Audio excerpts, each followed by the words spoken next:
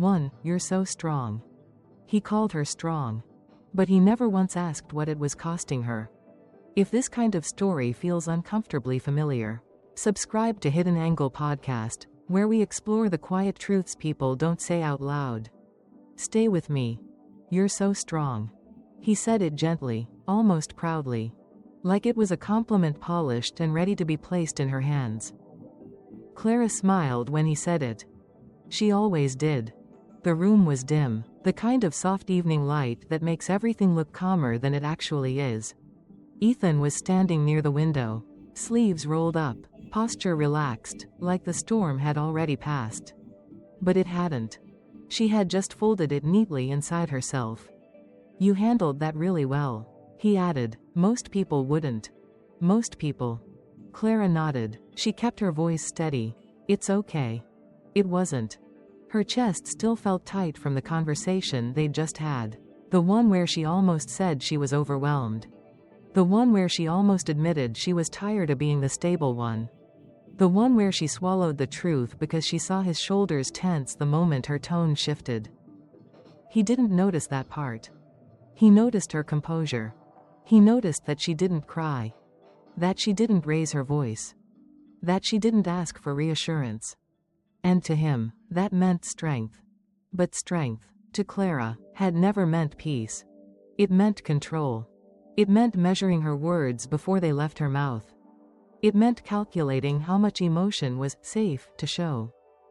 It meant carrying her own grief so no one else had to hold it. You always land on your feet, Ethan said with a half smile. That's one of the things I love about you. She wanted to ask him something then. Do you love me?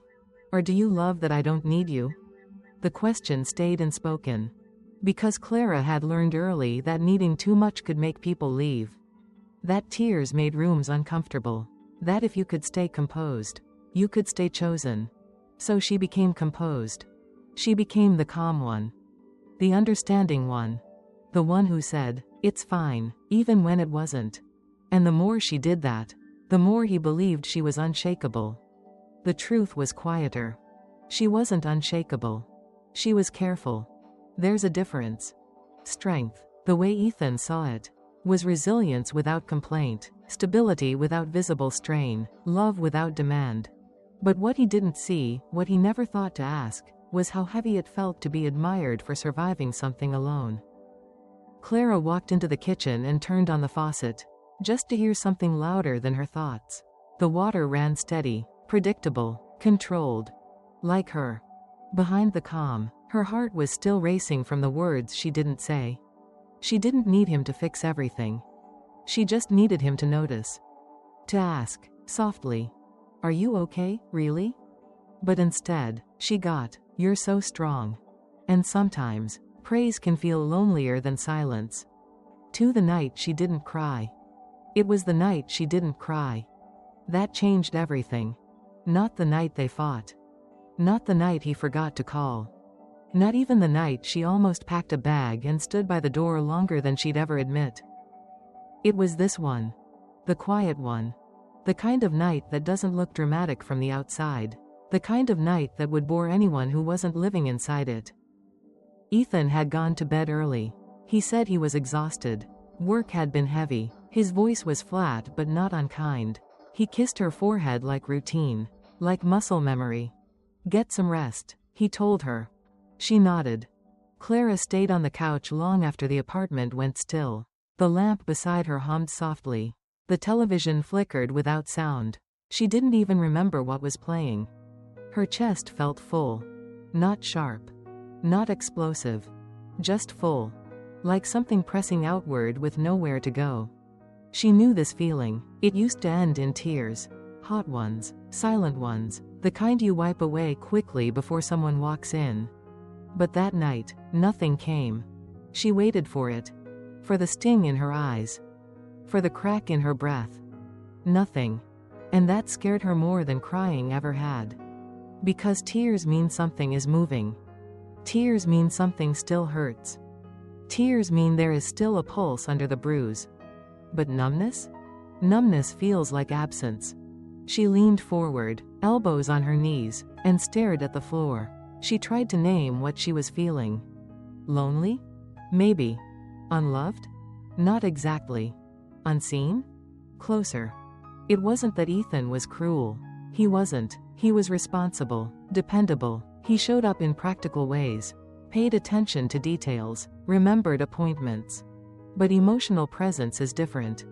Emotional presence is when someone notices the pause in your voice. It's when they hear what you didn't say. It's when they sit beside you and ask nothing except, "What's happening inside you right now?" Clara couldn't remember the last time he'd asked that. And she couldn't remember the last time she'd allowed herself to answer honestly. That night, she realized something quiet and terrifying. She had stopped reaching for him. Not because she didn't love him, but because reaching had started to feel like falling. And no one was catching her. She stood and walked into the bedroom. The air felt colder there. Ethan was asleep, turned slightly away from her, breathing steady. She watched him for a moment. She tried to summon anger. It didn't come. She tried to summon sadness. Still nothing. Just distance. Not physical distance, they were inches apart. But emotional miles. She lay down carefully, leaving a small space between them. Not enough to make a statement. Just enough to breathe. Her eyes stayed open in the dark. There were no tears on her pillow. Only a stillness that felt permanent. And somewhere deep inside her, a thought formed, soft, almost gentle. If I can survive this without crying, what else have I learned to survive alone? That was the night she didn't cry. And sometimes, the most dangerous shift in a relationship is not when someone breaks, but when they quietly stop breaking at all. Free the pattern. The pattern wasn't loud. That's what made it so easy to forgive. There were no slammed doors. No cruel words, no dramatic disappearing act that would have made it obvious to anyone watching from the outside. Just a slow, steady absence. A kind of emotional fog that settled over everything until Clara stopped remembering what clear air felt like. It always started the same way. She would bring something small to him, something she didn't even want to call a need. A sigh that meant, "I'm tired." A pause that meant, "I'm not okay." A sentence that began with, "Can I tell you something without you trying to fix it?" And Ethan would look up, attentive for a moment, eyes warm, posture open, like he was ready. But then the shift would happen. Not in his words. In his energy. His face would tighten just slightly, like he was bracing for impact. His gaze would flick away, not because he didn't care, but because closeness made him uncomfortable. And Clara would feel it immediately. That subtle message. Don't make this heavy. Don't make me responsible for your feelings. Be the version of you I know how to love. So she would soften the truth. She would edit herself in real time. "It's nothing," she'd say. "I'm just being sensitive. It's fine, really." And Ethan, relieved, would meet her there. "Good," he'd say. "I knew you'd be okay." He always said that part like it was faith. Like it was admiration. But faith that someone will be okay can be a way of avoiding being there while they aren't. Afterwards, he would return to normal, sweet, functional, kind. He'd make coffee the way she liked it. He'd send her a meme in the middle of the day. He'd kiss her temple while passing behind her chair. Little gestures that looked like love. And Clara would tell herself, "See? He cares." But the body keeps track of what the mind tries to excuse. Her shoulders were always tense. Her stomach always slightly tight. Her breathing always a little shallow. Like she was living in a room where you're not allowed to take up too much space. The pattern wasn't just what Ethan did. It was what she became. She became the translator of her own emotions, turning pain into something acceptable. Turning longing into something light. Turning loneliness into something that sounded like independence. She started timing her honesty. Not when he was tired. Not when work was stressful. Not when he looked distant. Not when he seemed fine. And slowly, the list of safe moments got smaller, until there were almost none. Then came the worst part. Ethan began to believe her edits. He began to believe she truly didn't need much. That she was naturally easy. naturally calm, naturally resilient. He didn't see the effort, the swallowing, the rehearsing. He didn't see the way she would sit in the bathroom for a minute longer, just to breathe out the emotions she refused to bring into the bedroom. And Clara didn't blame him, at least, not out loud. Because blaming him would mean asking him to change. And asking him to change felt like risk. So she became predictable. She learned to smile at the moment he looked like he might pull away. She learned to nod at praise that felt like pressure. She learned to survive love that didn't know how to hold her. That was the pattern.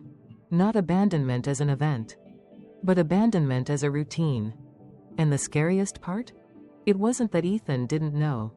It was that Clara was starting to forget what it felt like to be fully known. For what abandonment really is. Abandonment isn't always someone walking out the door.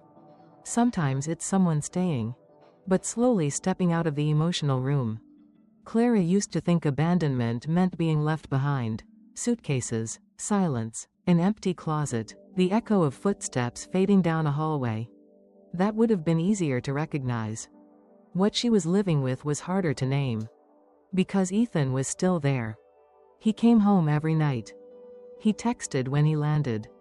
He held her hand in public. From the outside, nothing was missing. But inside the relationship, inside the fragile space where feelings are supposed to be met, there was a quiet gap that kept widening. Abandonment, she realized, isn't always physical absence. It's emotional non-arrival. It's when you say, "I'm overwhelmed," and the response is advice instead of comfort. It's when your voice trembles and someone responds to your words, but not your trembling. It's when you feel pain rise in your chest and you glance over, hoping someone sees it, and they don't. Or worse, they see it, and choose not to go there. Clara began to understand something uncomfortable. Ethan didn't leave her. He just didn't follow her into the deeper rooms. When she opened a door to vulnerability, he stood at the threshold. Kind, patient, but unwilling. "I don't want you to feel that way," he'd say. But what she needed wasn't for him to remove the feeling. She needed him to sit inside it with her. Abandonment isn't the absence of love. It's the absence of emotional risk. It's loving someone in a way that never requires you to stretch. Never requires you to stay in discomfort. Never requires you to hear something that unsettles you. Ethan loved Clara in the spaces that felt safe. In laughter. In routine. In lightness. But when the air grew heavier, when her fears surfaced, when her old wounds stirred, he retreated into logic. He offered solutions. He offered perspective. He offered reassurance. He rarely offered presence. And presence is the thing that tells a nervous system, "You are not alone in this." Clara started noticing how quickly she would adjust her emotions to match what he could tolerate. If she cried too long, she'd apologize. If she spoke too deeply, she'd lighten her tone. If she expressed hurt, she'd follow it with, "But it's not a big deal." Because somewhere along the way, she learned that staying connected meant staying manageable. That abandonment doesn't begin when someone leaves. It begins when you feel too much, and no one stays close enough to witness it. She thought about her childhood, the way she'd learned to soothe herself in quiet rooms. The way she'd become the mature one long before she was ready. Back then, she told herself, "I don't need anyone." Now, in a relationship, she was telling herself something similar, just softer. "I don't need him to go there." But she did. And the longer she denied that need, the more invisible she felt. Abandonment isn't loud. It doesn't always come with betrayal. Sometimes it comes wrapped in praise. Instability. In a partner who insists, "We're fine." But fine is not the same as connected. Fine is not the same as held. And Clara was beginning to understand that the deepest form of abandonment is when someone stands beside you, and never truly stands with you. 5. Emotional unavailability. Emotional unavailability doesn't look like coldness. Not always. Sometimes it looks like a person who shows up for everything, except the part of you that's hurting. Ethan wasn't the kind of man who vanished. He didn't disappear for days. He didn't flirt with strangers to punish her. He wasn't dramatic. He was consistent. He answered texts. He fixed things around the apartment. He remembered the little facts, her coffee order, her aunt's birthday, the name of her childhood dog. He could be tender in passing. A hand on her lower back in a crowded room. A kiss in the kitchen while the kettle screamed. And Clara would think, see, this is love. But then something in her would crack open, quietly, and he would go still. Not angry, not mean. Just unavailable. It happened in tiny moments. Like when Clara's voice softened, and she said, I've been feeling kind of alone lately. Ethan's eyes would flicker. He'd nod once, like he was taking notes. Why, he'd ask, did something happen? A reasonable question. But not the one her heart was reaching for. She wanted, I'm here.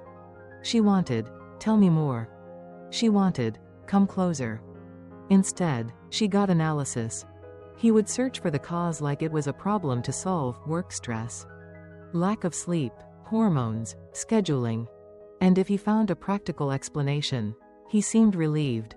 Because practical explanations don't require emotional risk. They don't require him to sit in helplessness.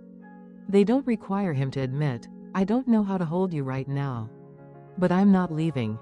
Clara started noticing how quickly he shifted away from feeling.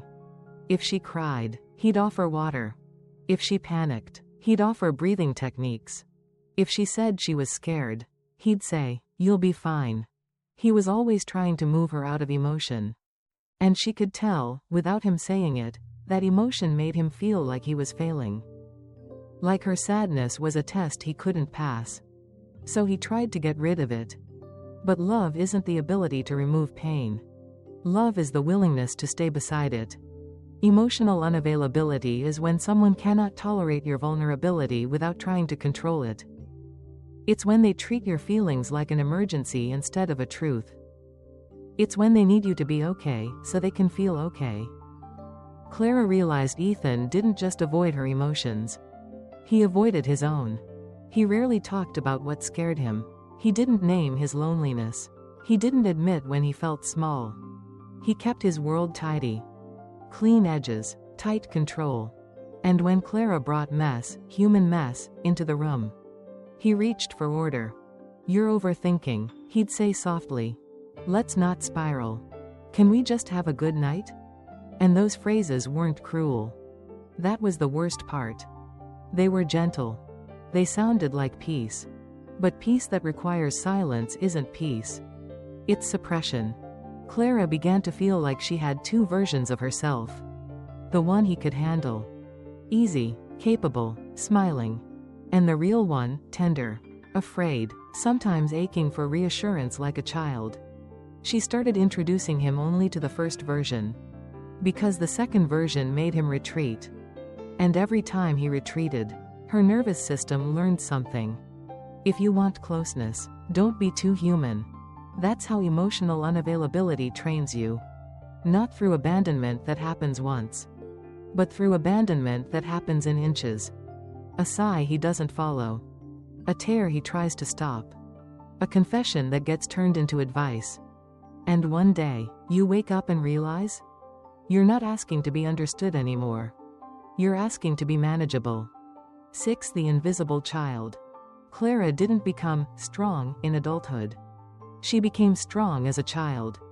Not the inspiring kind of strong people post about. Not the kind that comes from triumph. The kind that comes from learning, early, that your feelings take up too much space. She didn't talk about her childhood often. Not because it was dramatic. Not because it was violent. It was quieter than that. That's what made it harder to explain. There were dinners where everyone sat at the table, but no one asked how she was. There were mornings where her mother moved through the house like a storm in a human body, busy, tense, everywhere, and somehow still unreachable. There were nights where her father was physically present, but his mind was elsewhere, news on the TV, phone in his hand, silence between them like furniture. No one meant to hurt her. That's what Clara told herself for years. But intention doesn't erase impact. As a little girl, she learned to read a room the way other kids learned to read books. She could tell who was safe by the sound of footsteps. She could tell if a question would annoy someone before she even asked it. She could sense when her sadness would be inconvenient. So she made herself convenient. She learned to swallow tears before they reached her eyes. She learned to smile quickly, like a lid over a boiling pot. She learned to say, "It's okay," before anyone had to deal with the reality that it wasn't. Adults praised her for it. "You're so mature. You're so easy. You never cause trouble." Every compliment trained her a little deeper. Don't need too much. Don't ask too many questions. Don't make people uncomfortable. And the strange thing is, when you're a child, you don't know you're adapting. You think you're becoming good. You think love is something you earn by being pleasant to be around.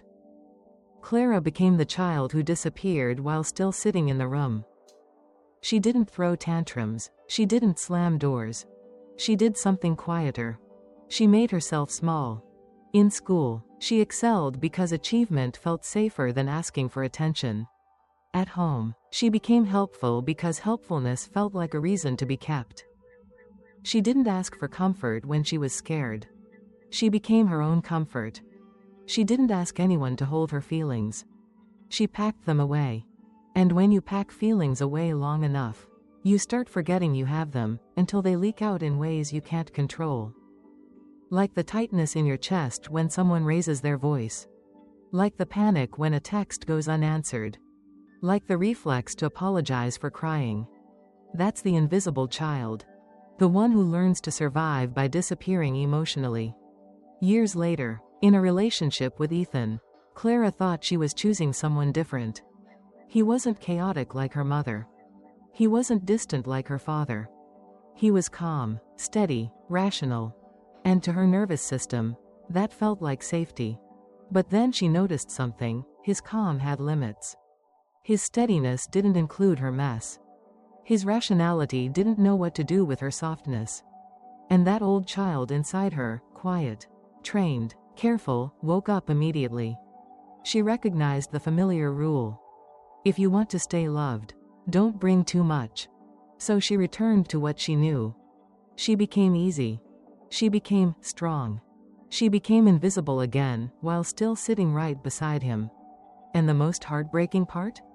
Ethan loved the version of her that didn't ask for much. He praised her resilience. He called it strength. But what he was really loving was the child who learned to disappear. 7. Becoming low maintenance. Clara didn't decide to become low maintenance. She became it the way people become quiet in a room where loud emotions aren't welcome. Slowly. Instinctively. Without announcing it. At first, it looked like maturity. She stopped bringing up little disappointments. The kind that used to matter because they were never really little. The cancelled plan. The half-listening, while he scrolled. The way he'd ask, "What's wrong?" with his eyes already somewhere else. She told herself it wasn't worth it. Because every time she tried, the same thing happened. Ethan would respond correctly, but not connect. He would say the right words. "I'm sorry. I didn't mean it. I'll do better." But his tone would carry that subtle edge of fatigue, like her feelings were a task on a list. And Clara learned the rule her body understood before her mind did. If you want peace, don't ask for too much. So she shrank her needs into something he could hold. She stopped asking for reassurance. Not because she didn't need it, but because needing it made her feel embarrassed. Like she was asking him to do something unnatural. Like she was asking him to speak a language he didn't want to learn. She started rehearsing her feelings before she shared them. If it sounded too emotional, she edited it. If it sounded too needy, she swallowed it. If it sounded like it might lead to a long conversation, she turned it into a joke. She became fluent in minimizing. "I'm fine," she'd say, smiling. "It's not a big deal. I'm just tired." And Ethan loved that version of her. He didn't say it directly, but she could feel it, how his shoulders relaxed when she made things easy. How he became more affectionate when the atmosphere stayed light. He leaned in when she asked for nothing. He withdrew when she asked for presence. So she made her needs disappear like magic. Not because she wanted to manipulate him, because she wanted to keep him. That's what low maintenance really is in some relationships. It's not a personality trait. It's a survival strategy. It's a woman learning to live on less affection than she actually needs. A man learning that her silence means she's okay.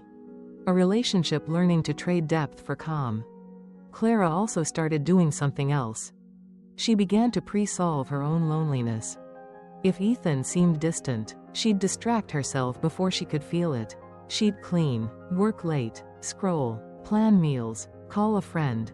Anything but sit still long enough to notice the ache. Because the ache would eventually ask a question she was afraid to answer. What if I'm with someone who loves me, but doesn't know how to be with me? One night, Ethan came home and said, "Sorry, I'm wiped." Clara smiled automatically. "It's okay, I get it." He looked relieved. He kissed her cheek. "You're the best." And something inside her flinched. Not because she didn't like being appreciated, but because she realized what she was being appreciated for. For not needing. For not asking. For being easy to keep. Her phone lit up later with a message from a friend. "Are you okay lately? You've been quiet." Clara stared at it for a long time. She almost typed the truth. "I'm becoming someone I don't recognize." But she erased it. And that was the most dangerous part of becoming low maintenance. You don't just get easier for them. You get harder to find for yourself. 8. Hyper-competent. Underloved. Clara was good at everything. That was the problem. She paid the bills on time. She remembered birthdays. She scheduled the dentist appointments. She noticed when the trash needed to go out before it overflowed. She anticipated needs before they were spoken. Ethan once laughed and said, "I don't know what I'd do without you." It sounded romantic. But it wasn't intimacy. It was reliance. There's a difference. Hypercompetence is impressive. It's efficient. It keeps life moving. But it can quietly replace vulnerability. Clara handled logistics so well that no one ever saw her unravel. She would cook dinner even on nights she felt empty. She would listen to Ethan debrief his day in detail, office politics, deadlines, frustrations, while her own emotions waited politely in the background. She told herself this was partnership. But partnership implies reciprocity. What she had begun to feel was asymmetry. Ethan leaned on her stability. He trusted her judgment. He admired her resilience. He praised her calm. "You're the strong one," he'd say. And every time he said it, something in her tightened. Because the strong one doesn't get held. The strong one gets depended on. The strong one absorbs impact so others don't have to. Clara had become the emotional shock absorber of the relationship. When he was stressed, she steadied him. When he doubted himself, she reassured him. When he withdrew, she interpreted it generously. But when she faltered quietly. She would step into the shower and let the water run longer than necessary. She would sit in her car for a few extra minutes before going inside. She would stare at her reflection and think, "You're fine, you've always handled worse." That sentence had carried her through childhood. Now it was carrying her through love. Hypercompetence becomes dangerous when it convinces everyone, including you, that you don't need care. Ethan never said she didn't deserve comfort. He simply assumed she didn't require it. And she reinforced that assumption. When he asked, "Are you okay?" she answered automatically, "Yeah." When he said, "You've got this," she nodded. Because she did. She always had it. That was the trap. She became so capable that her pain became invisible. The more she performed strength, the less space there was for softness. And softness is where intimacy lives. One evening, Ethan came home frustrated about work. He paced while talking, tension in his shoulders. Clara listened. She validated. She offered perspective. By the end of the conversation, he exhaled. "Thank you," he said. "I don't know how you stay so steady." She smiled. But inside, she felt the quiet imbalance. He left lighter. She stayed heavy. Not because he intended to drain her, but because she never showed him the weight she was carrying. Hypercompetent people often look unbreakable, but what they're really doing is breaking privately. Clara realized something slowly. She had built a version of herself that was easy to rely on, but hard to love deeply. Because deep love requires witnessing weakness. And she had trained everyone, including Ethan, not to look for hers. Underloved doesn't mean unloved. It means loved for what you provide, not for what you feel. It means appreciated for your reliability, not embraced for your fragility. Clara wasn't starving for admiration. She was starving for someone to say, "You don't have to hold everything together tonight. I've got you." And mean it. 9. The silent bargain. The bargain was never spoken. That's why it lasted. Clara didn't sit Ethan down and say, "Here are the terms." Ethan didn't agree out loud. There was no dramatic moment where they named what was happening. It formed the way pressure forms in a sealed room, quietly. Gradually, until you forget what fresh air feels like. The bargain sounded like this. If I stay calm, you stay close. If I don't need too much, you won't pull away. If I carry my feelings alone, you won't feel overwhelmed by me. And Ethan's side of the bargain, though he would never admit it, was just as real. If you don't bring me pain, I can stay. If you keep things light, I can love you. If you're strong, I don't have to face what I can't fix. They were both protecting something. She was protecting the relationship. He was protecting himself. Clara noticed how quickly his body responded to emotion. It wasn't even about his words. It was his shoulders, his breathing, the way his eyes searched for an exit when the conversation got too intimate. The moment she said something like, "I feel scared," he would change shape. He'd become practical, strategic, solution-driven. "Okay," he'd say, like he was handling a problem at work. "Let's talk about what we can do." And sometimes solutions were helpful. But sometimes she didn't need a plan. She needed permission to be a mess without losing him. She needed to feel that her pain wouldn't cost her connection. Because in her history, it always had. As a child, sadness had made adults irritated. Neediness had made people distant. Tears had made rooms uncomfortable. So her nervous system learned an equation. Emotion equals risk. And now, in love, she lived by it. The silent bargain wasn't only about what she hid. It was about what she performed. She performed okay. She performed composure. She performed independence. She performed, "Nothing's wrong." She learned the art of swallowing a truth mid-sentence and replacing it with something lighter. And Ethan rewarded her for it. He didn't mean to. But he did.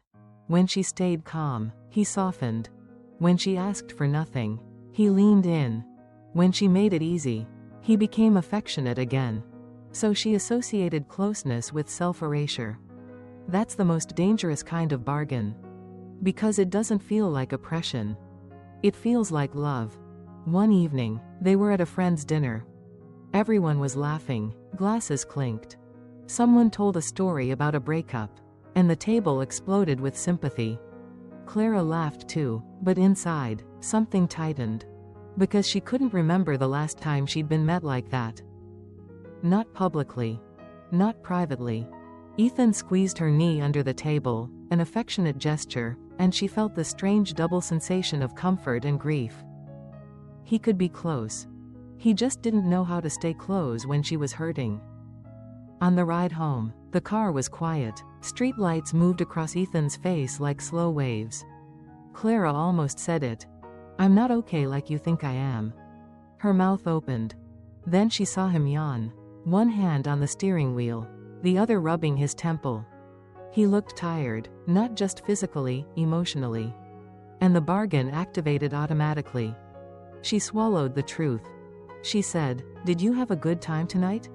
Ethan smiled, relieved. "Yeah, it was nice." And Clara nodded, like that was enough.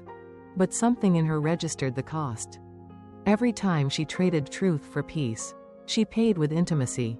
Every time she chose calm over honesty, she made herself smaller. And the smaller she became, the harder it was for Ethan to ever find the real her. That's what the silent bargain does. It keeps the relationship stable on the surface, while slowly starving the part of you that wanted to be held without performing. 10. The body keeps score. Clara didn't notice it at first, because nothing looked wrong. Her life was functioning, the apartment was clean, the calendar was full, Ethan was still coming home. They still laughed at the same shows. They still bought groceries and argued gently about which brand of pasta was better. On paper, she was fine. But her body was keeping a separate record. It started with sleep. She would lie in bed next to Ethan and feel her mind moving even when she begged it to stop. Not loud thoughts, just a constant scanning. Did I say something weird tonight? Was I too quiet? Did he pull away, or am I imagining it? Her chest would tighten as if her ribs were slowly shrinking. She would take a breath and feel like she couldn't get all the way to the bottom. Sometimes she'd wake at 3:17 a.m. for no reason, eyes open like something had called her name. The room would be still. Ethan would be asleep, and Clara would feel that strange loneliness, the kind that exists even when you're not alone. She started clenching her jaw without realizing it. She'd catch herself in the mirror, teeth pressed, shoulders raised, like she was bracing for a hit that never came. At work, she stayed composed, but her stomach was always slightly unsettled. Not sick, just alert, like her body didn't believe it was safe to fully relax. The truth was, her nervous system had learned a quiet lesson. Emotional uncertainty is danger. Not because Ethan was violent, but because unpredictability, never knowing if your feelings will be met or dismissed, keeps your body on watch. It's like living in a house where the temperature changes without warning. You start carrying a sweater everywhere, just in case. Clara carried herself like that. Just in case. Just in case she needed to become smaller. Just in case she needed to be easy. Just in case she needed to swallow something before it became too much. Her body learned to prepare before her mind could decide. If Ethan's voice got flat, her heart sped up. If he took too long to respond to a text, her stomach dropped. If he sighed during a conversation, she felt heat rush to her face, shame, even when she hadn't done anything wrong. And here's what she hated most. She couldn't explain it. If someone asked, "What's wrong?" "What do you say?" "I'm exhausted from translating myself. I'm tired of being praised instead of held. My body doesn't trust the silence anymore." So she said nothing. She made tea. She scrolled. She cleaned the counter again. Her coping strategies looked like productivity. But it wasn't productivity. It was self-soothing. There was a moment one afternoon when Ethan wrapped his arms around her from behind while she stood at the sink. It should have felt good. It used to. But her body stiffened. Just slightly. And that tiny stiffness broke her heart. Because she loved him. She wanted closeness. Yet her body had started associating closeness with a question. "Will you stay with me if you see me?" Her skin could feel his warmth. But her mind was already preparing for his retreat. That's what emotional abandonment does. It doesn't just make you sad. It makes your body vigilant. It turns love into a place where you monitor yourself. Where you measure your tone. Where you count your tears. Where you keep score of how often you're met. Clara began to realize she wasn't just tired. She was carrying a constant low-grade fear. Not fear that he would leave physically. Fear that she would reach for him emotionally and find nothing. And the body, when it's been taught that reaching hurts, starts protecting you. It numbs. It tightens. It wakes you at night. Not because you're broken. Because you've been alone in your feelings for too long. 11. The fight that wasn't loud. The fight didn't sound like a fight. No raised voices. No slammed doors. No shattered plates. If you were in the next room, you might not have noticed anything at all. That was the problem.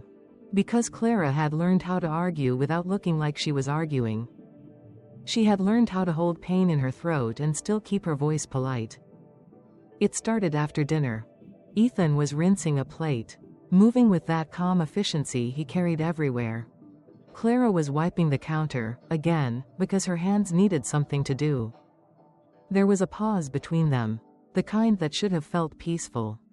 Instead, it felt loaded. Clara said, softly, "Can I tell you something?" Ethan didn't look up right away. "Yeah, of course." She waited for him to turn toward her fully. He didn't. He kept rinsing.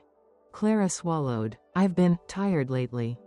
Ethan nodded, still focused on the faucet. "Work?" There it was, the automatic translation. She wasn't talking about work. But she felt herself bending the truth to fit his question. "A little," she said, "but it's more than that." Now he glanced up, just a quick check-in, like a doctor scanning symptoms. "What is it?" Clara tried to keep it simple. "I feel like I do a lot of holding things." Ethan's brow tightened. "Barely. Holding things?" "Like, I'm always the one who stays calm. The one who figures it out. The one who makes it okay." Ethan shut off the water and turned. Finally, his tone stayed gentle, but there was a thread of defensiveness beneath it. "Are you saying I don't?" Clara felt her heart drop. This was how it always shifted. The moment she spoke about her experience, it became a debate about his intentions. "No," she said quickly. "I'm not accusing you. I'm just trying to understand," he replied, "because I do show up. I'm here." "I know," Clara whispered, and she meant it. That's what made it confusing. He was there. He just wasn't with her in the places that hurt. Clara stared at the counter, eyes burning, but she refused to let the tears spill. Her body had already learned, tears escalate things. So she stayed composed. "Sometimes," she said, "I don't want solutions, I just want you to notice." Ethan exhaled. "Slow, I do notice." Clara lifted her gaze. "Do you? Or do you notice when it's convenient?" The words came out quieter than she expected. But they landed hard. Ethan's jaw set, not angry, contained. "What do you want from me, Clara? Tell me specifically." Specifically. Like love was a checklist. Clara felt a wave of exhaustion wash through her. How do you ask someone to be emotionally present without sounding like you're begging for basic humanity? She tried anyway. "I want you to ask me questions," she said, "not because something is wrong, but because you're curious about me. I want you to sit with me when I'm not okay, without trying to push me back to okay."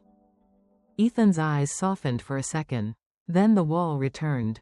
"I don't know how to do that," he admitted, almost frustrated. "I'm trying, but when you say things like this, it feels like I'm failing."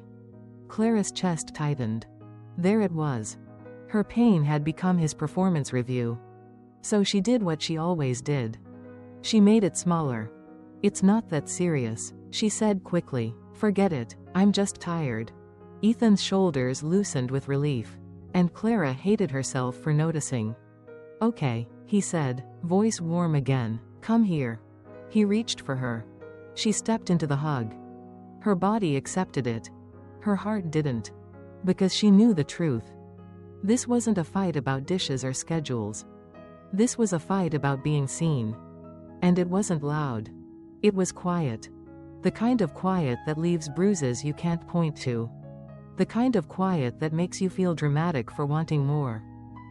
Clara rested her cheek against his shoulder and whispered something she didn't say out loud. "If I have to shrink to stay loved, what kind of love is this?" 12. The question he never asked. It wasn't one big moment. It was a dozen small ones stacked on top of each other until Clara couldn't pretend they were separate. A week after that quiet fight, they were at the grocery store, standing in the aisle with cereal boxes like it mattered which one they chose. Ethan was comparing labels, doing that practical thing he always did, like life could be solved by making the right choice. Clara watched him and felt something inside her soften, then sink. Because she realized she was tired of being managed. Tired of being handled like a problem that needed the correct setting. Her phone buzzed, a message from her mother. Nothing important, just a line that carried the same old weight. "Are you still being dramatic?" Clara's hand went cold. She didn't answer. She slipped the phone back into her pocket. Ethan didn't notice. Or maybe he noticed and chose not to ask. They got home. The apartment smelled like laundry detergent and warm bread. Ordinary life. Clara started putting groceries away. Her hands moved automatically. Her mind didn't. That message had opened something old, something she'd spent years packing away. She could feel it rising like a wave under her ribs. This was the moment. Not a dramatic confession, not a meltdown. Just a need, quietly asking to be witnessed. Clara said, "My mom texted me." Ethan didn't turn. He was rinsing fruit at the sink. "Oh yeah?" She said something that kind of hit me. Ethan's shoulders stayed relaxed. What did she say? Clara paused. She could hear the edge in her own breath. "I don't know," she whispered. "It just makes me feel like I'm too much. Like I always have been." That was the opening. That was the doorway into her real history. Into the invisible child. Into the part of her that had been praised for being strong and punished for being emotional. Clara waited. For Ethan to step closer. For him to touch her arm. For him to say, "Hey, come here." He didn't. He dried his hands and said, "Well, you know your mom, don't take it personally." Then he added, almost automatically, "You're strong, you'll be okay." There it was again. Strength as dismissal. Clara felt something settle in her body. Not anger, not even sadness. Just clarity. She looked at him and realized the question she was dying for, the question that could have changed everything, was so simple. Not, "What did she say?" Not, "Do you want me to fix it?" But, "What did that do to you? What did it do to you when you were little? What did it do to you when you learned to swallow tears? What did it do to you to be loved only when you were easy?" Ethan never asked that. Because that question requires presence. It requires staying in the uncomfortable space where you can't solve anything.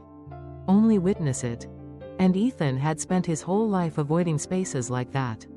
Clara didn't blame him in that moment. She just saw the shape of the truth. He loved her best when she was composed. He didn't know what to do with her when she was raw. Clara turned back to the cabinet, placing boxes on shelves as if that was all she was doing. But inside, she felt the quiet click of a door closing. Not the door to love. The door to hoping he would finally notice. Later that night, Ethan wrapped an arm around her in bed. "Sorry if I seemed off today," he murmured. Clara stared into the dark. She could have told him. She could have opened it again. But she was tired of opening doors alone. So she said, "It's okay." And in the silence that followed, her body answered with the truth she wouldn't say out loud.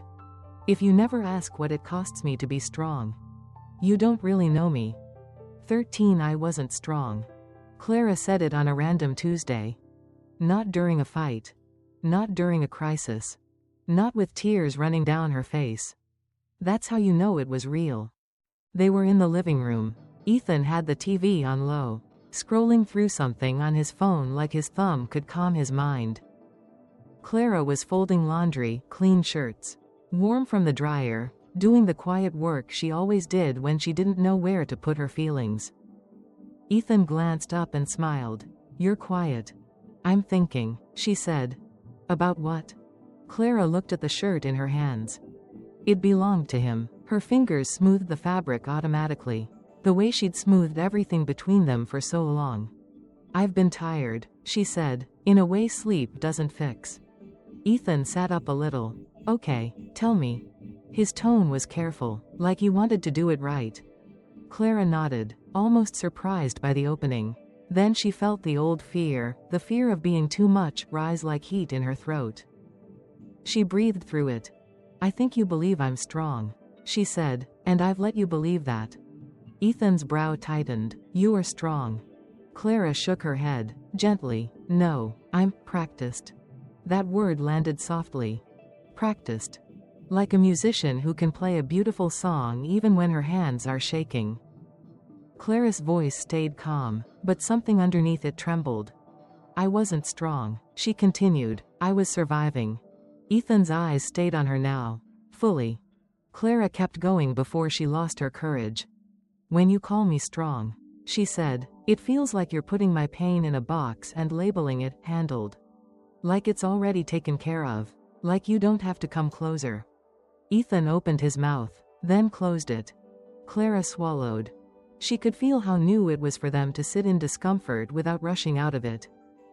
I learned a long time ago, she said, that if I'm easy, people stay. If I'm calm, people don't get annoyed. If I don't need much, I don't get left. Her hands stopped folding. The laundry sat on her lap like evidence. And I brought that here, she whispered, into us. Ethan looked down at the floor. When he spoke, his voice was quieter. I didn't know. Clara nodded. I know. That wasn't an accusation. It was grief. It's not that you never cared, she said. It's that you never asked what it cost me. Ethan's jaw shifted like he was holding back something, defensiveness. Maybe, or shame, or confusion. Clara softened her tone, because she wasn't trying to punish him. She was trying to tell the truth. I don't want to be admired for endurance, she said. I want to be loved in my softness. I want you to know that the version of me you call strong is the version that learned to disappear. Ethan looked at her then, really looked. And Clara felt something inside her shake loose. Not relief. Not yet. Just exposure. Like stepping into light after years of dim rooms. She continued, slower. I'm not asking you to fix me, she said. I'm asking you to stay. When I'm not okay, when I'm quiet, when I'm messy, when I don't have the words. Ethan's voice cracked slightly. I'm here. Clara nodded again. I need you to be here with me. There was a long silence. Ethan reached for her hand. His palm was warm. The gesture was familiar. But this time, it felt heavier, like it carried a choice. Clara squeezed back, not because everything was solved, but because she had finally said the sentence she'd been swallowing for years. I wasn't strong, she whispered. I was surviving. And the truth, once spoken, didn't explode. It simply existed. In the room. Between them. Asking both of them to grow up to meet it. 14 Emotional abandonment. Clara didn't plan to say it. She didn't rehearse it in the mirror. Didn't write it in her notes app. Didn't wait for the right moment. It came out because her body was finally tired of carrying the truth alone. They were sitting on the edge of the bed, the room lit by a single lamp. Ethan's hand was still wrapped around hers from earlier, warm, familiar, like he thought the hard part was over now that she'd admitted she wasn't okay. But Clara's voice, when it returned, was steadier than her heart.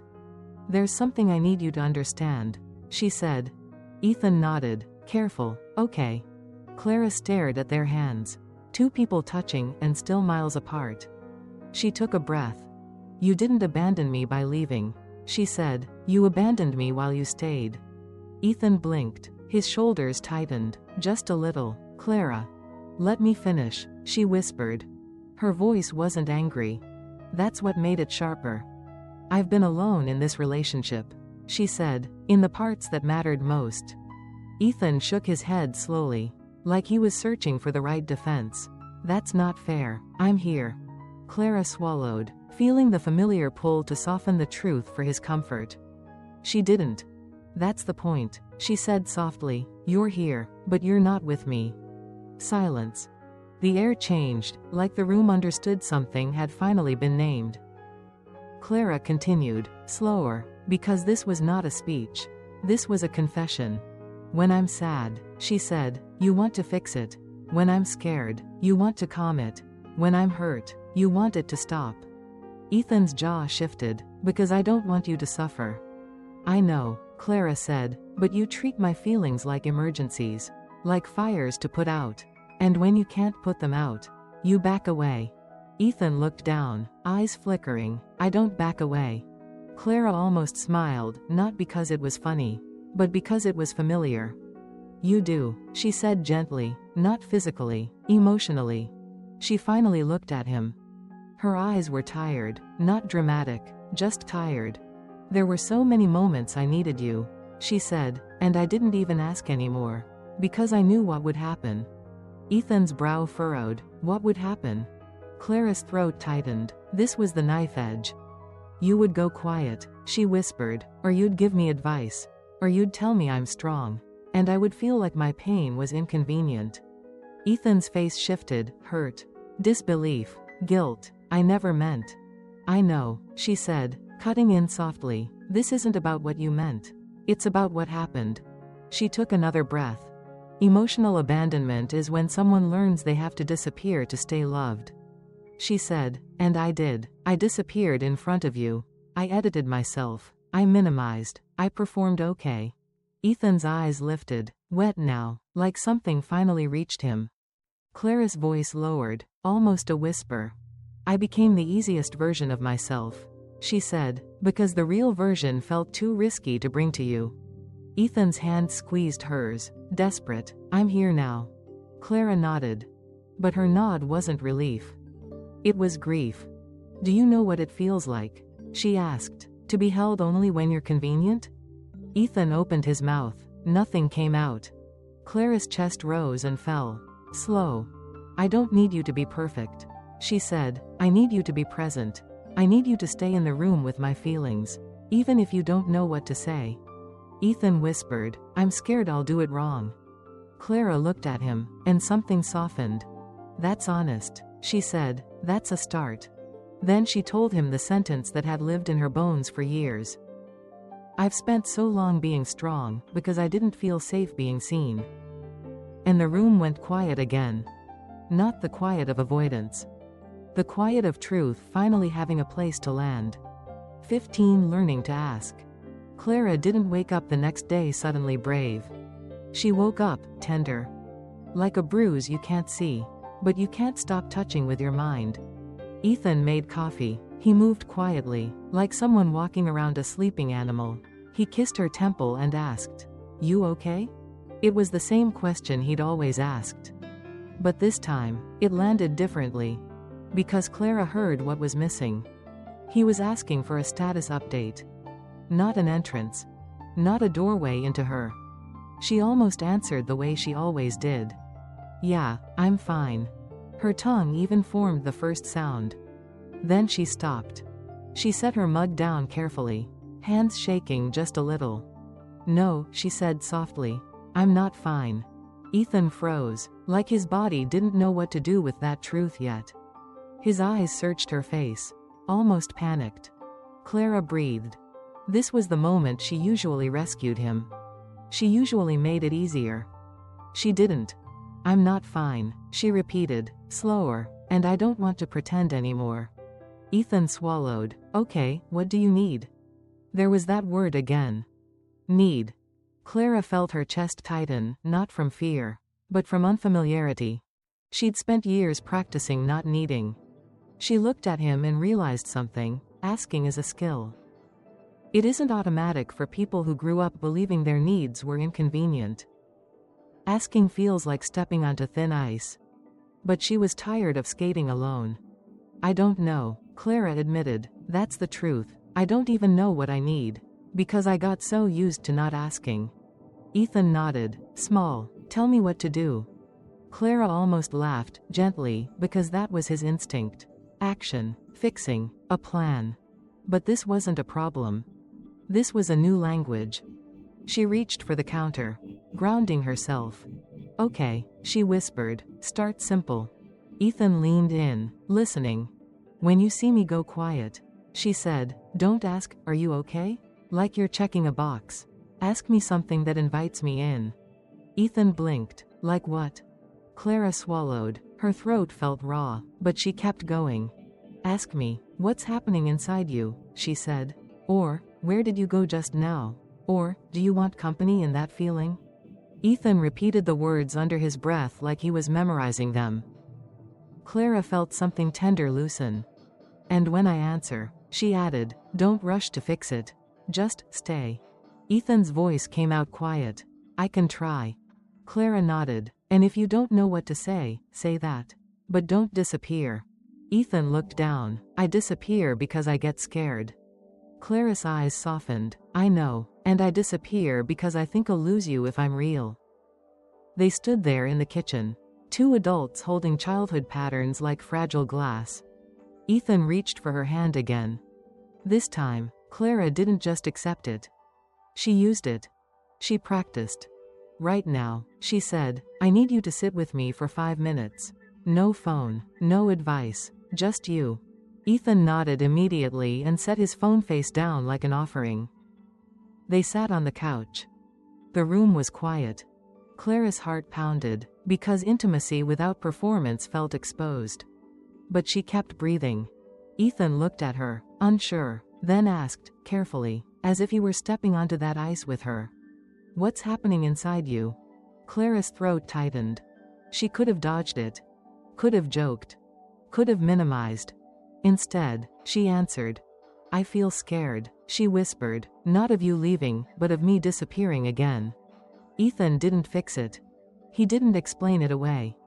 He just nodded, eyes wet, and said, I'm here, I'm listening. And Clara felt something small but enormous shift.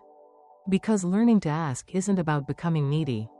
It's about becoming visible. It's about letting love meet you where you actually are, not where you perform from. 16 If he can't stay. Clara didn't want an ultimatum. She wasn't trying to win. Wasn't trying to threaten. Wasn't trying to turn love into a courtroom. But there comes a point where being patient starts to look a lot like abandoning yourself. And Clara could feel she was standing on that edge. They were walking at dusk. The sky bruised purple, streetlights flickering on one by one. Ethan's hand was in his pocket. Clara's arms were crossed against the cold, against the feeling she'd lived with for too long. Ethan spoke first. I've been thinking about what you said. Clara nodded. Me too. He cleared his throat. I don't want to lose you. The sentence was soft, honest. And still, Clara's chest didn't relax. Because she knew wanting isn't the same as being able. So she said the thing that had been forming in her for years. If you can't stay, Clara whispered, then I can't keep shrinking. Ethan stopped walking. What do you mean? Clara looked at him, and for the first time, she didn't soften it for his comfort. I mean I love you, she said, but I'm done paying for love with silence. Ethan's eyes went glassy. I'm trying. I know, she said, and I see your effort. But effort isn't the same as presence. She took a breath, slow. Staying doesn't mean living in the same apartment. She continued, it means when I'm scared, you don't go blank. When I'm sad, you don't rush me back to okay. When I'm messy, you don't treat it like a problem. Ethan's jaw tightened, like he was holding back panic. Clara's voice lowered, almost a whisper, because this wasn't anger. This was survival. I've spent years loving you in a way that protects you, she said. I made myself small so you wouldn't feel overwhelmed. I performed strength so you wouldn't feel like a failure. Her eyes stung, but she didn't cry yet. And I can't do that anymore, she said, because the cost is me. Ethan's breath shook. So what are you saying? That if I mess up, you're leaving? Clara shook her head gently. No, I'm saying I'm not disappearing anymore. That line hung in the air like a vow. I'm going to ask, she said. I'm going to say what I feel. I'm going to let you see me. She stepped closer, voice steady. And if you can't stay present with that, if you keep backing away from my humanity, then we'll have an answer. Not a punishment. A truth. Because the question was never, does he love her? The question was, can he stay with her? Can he stay when she's not performing? Can he stay when her emotions are inconvenient? Can he stay when he can't fix anything? Clara watched Ethan's face change, fear, grief, something like recognition. And she understood something that felt both brutal and freeing. If he can't stay, it won't mean she wasn't enough. It will mean he didn't have the capacity. And she could stop making her heart smaller to fit a person's limits. They stood under a streetlight, the glow warm on their skin, the night quiet around them. Ethan finally whispered, tell me how. Clara exhaled, slow, shaking. Start by staying, she said, when it's awkward, when it's heavy, when you don't know what to do. Ethan nodded, tears slipping now. Clara reached for his hand. Not as a rescue. As a choice. We can learn, she said, but I won't lose myself to keep you. And in that moment, she felt something she hadn't felt in a long time. Not certainty, but dignity. If this story touched something in you, if you've ever been praised for being strong while quietly begging to be held, tell me in the comments. Have you ever felt emotionally abandoned in a relationship? Please like this video so it can reach someone who needs it tonight. And share it with a friend who always says, "I'm fine," when they're not. Subscribe to Hidden Angle Podcast for more quiet truths, soft healing, and stories that put words to what you couldn't explain.